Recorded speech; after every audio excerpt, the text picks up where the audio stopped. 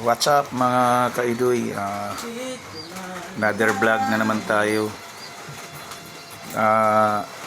Alam nyo mga kaidoy, sa nangyayari ngayon na na maraming nakukulong na mga yung mga ano nga ba yun, yung mga engineer lang ang mga nakukulong. Wala talaga nakukulong wala pang nakukulong na mga kongresista at saka mga senador. Bakit nauuna pa itong mga nasa laylayan? Isipin mo, yung mga alipuris na nga lang ng mga Bidiskaya, yung mga engineer nila, daan-daang milyong piso yung naissauli. Daan-daang milyong piso yung kanilang nakurakot. Mga engineer pa lang yun. Paano pa yung contractor pa na katulad ng mga Diskaya? At higit sa lahat, paano yung mga senador na sila ang naglalabas ng pondo at mga congressman? Gaano ba kalaki yung kanilang nakikickback? Talaga nagtulong-tulong sila, nagsabuatan sila para magnakaw. Tapos sasabihin ni Ginang Diskaya na paano ang mga anak niya? Paano mga anak mo? Pati nga mga anak mo, mga magnanakaw. Dapat nga kasama sila sa mga nakulong dahil kayo tinuruan yung magnakaw mga anak nyo. Wala kayong pagkakaiba sa mga politiko. Yung mga politiko na tumatakbo yung kanilang mga anak, mga kaapu-apuhan, aral na sa kanila yan kung paano dumiskarte at magnakaw. Simula pa nung panahon ng 80s, panahon pa ni Marcos, laganap na ang pagnanakaw sa kaban ng bayan. Kaya't hindi ang bayan natin, ang bansa natin napakayaman sa natural resources. Mayaman ang ating kabundukan, ang ating karagatan. Marami, lahat ng mineral mayroon tayo. Bakit yung mga ibang bansa na mga disyerto mas mayaman pa sa atin, yung mga wala silang mga mineral na katulad natin? Dahil hindi kurap yung kanilang mga opisyal. Dito grabe. Ang ating sandatahang lakas, napakakulilat. Ang ating mga hospital, natatawag pa nating hospital, nilagnat lang naman ang kayang gamutin. Walang mga doktor, walang mga gamit. Iisa lang ang hospital natin na kumpleto ang kagamitan ng PGH. Isa sa napakalaki ng bansa, biruin mo yan. Lahat mula sa probinsya, pag hindi na kaya sa mga hospital nila sa probinsya, nagtatakbuhan sa PGH. Pagdating sa PGH, kulang-kulang pa ng gamit. Minsan, sa labas pa, magpapalaboratory, magbabayad pa para hindi na pumila. Dapat, punduhan ninyo ang Department of Health. Yung malaking pondo kay para gumana ang kabuhayan ng mga mamamayang Pilipino. Hindi, huwag niyong ibulsa ang pera. Alam ko naman na pagdating ng araw na talagang maghigpit na ang taong bayan at talagang babantayan na itong mga kurap opisyal na to, tatama rin na to magsipagtakbo . Kasi hindi naman yan talaga magtsatsaga na sahod lang nila yung kanilang kikitain. Hindi yan magtsatsaga. Kasi mga yan, mga milyonaryo na yan kahit hindi na yan maging politiko . Mga bilyonaryo na yan. Kaya lang hindi sila nakukontento sa kanilang yaman. Bukod sa may pera na sa politika, may kapangyarihan pa. Alaga naman biruin mo, tatakbo pa ako.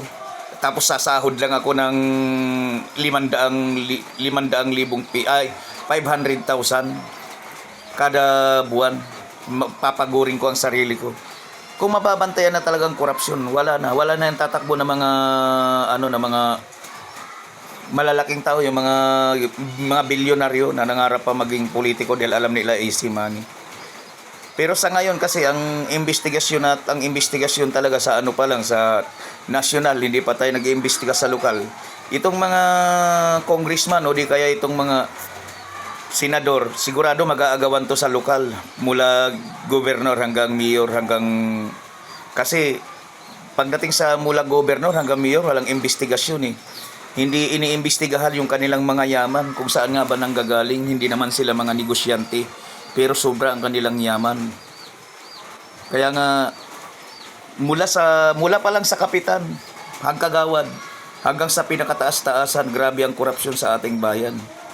Kaya wala talaga tayong pag-asa hanggat di nababago itong mga demonyo na to.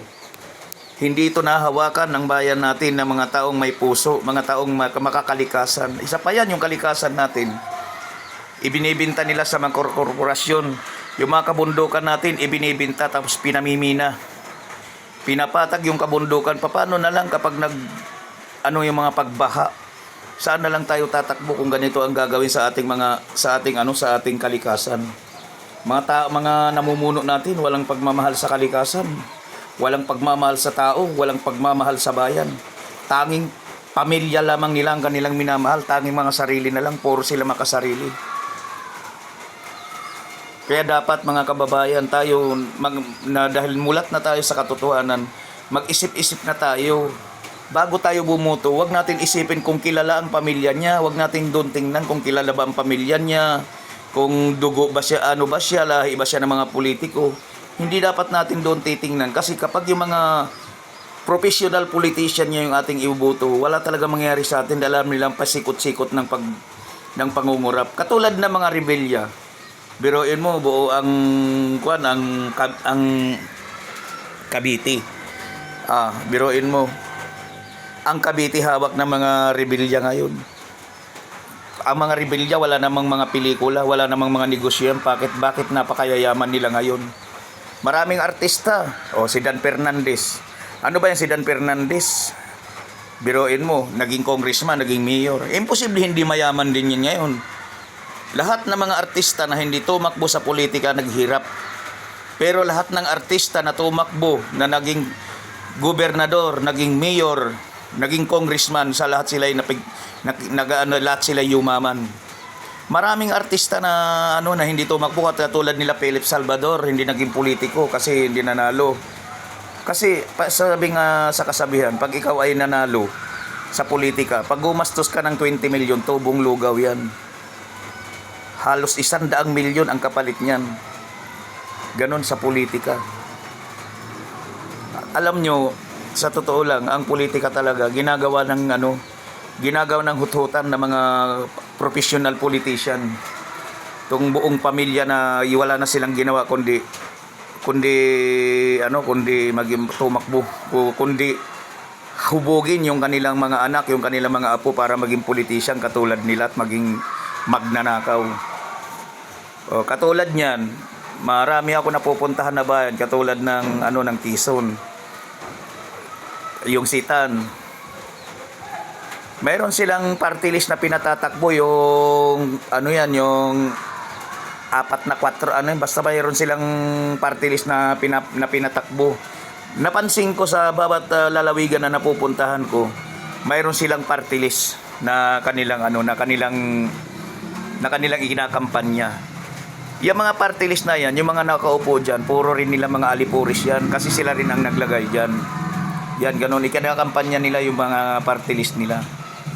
Lahat ng mga lalawigan na napuntahan ko, mayroong silang mga sari-sariling party list yung mga tumatakbong gobernador. Katulad ng Laguna, mayroong party list si Sol, yung akay ni Sol party list. Kanino ba yan? Party list ni Sol yan. Lahat ng nakaupo doon, mga alipuris niya. Kahit congressman pa yan, alipuris lang niya yan. Ganyan ang kalagayan ng ating bansa. Kapag hindi tayo magbago na hindi ang mga politiko ang magbabago sa ating kapalaran, tayo mismong tao. Kaya mag-isip-isip na tayo. Huwag na nating tingnan kung kilala o mga professional politician, dahil pag professional politician, wala yan pagkakaiba sa professional killer, professional magnanakaw, professional mandurugas, professional mandarambong, basta professional. Kaya sa susunod sana na eleksyon, mga kababayan, isipin naman natin yung kinabukasan ng ating mga anak, yung kinabukasan ng ating bansa, yung kinabukasan ng ating kalikasan. Baka sa susunod na 100 taon, wala nang abutan na magandang kalikasan ng ating mga anak sa mga ginagawa nito mga politiko na to. Walang pagmamahal sa kalikasan, walang pagmamahal sa bayan, walang pagmamahal sa tao. Tanging mahal lamang nila mga sarili nila at ang kanilang pamilya. Yun lang po mga kaidoy. Maraming salamat at magandang hapon po sa inyong lahat.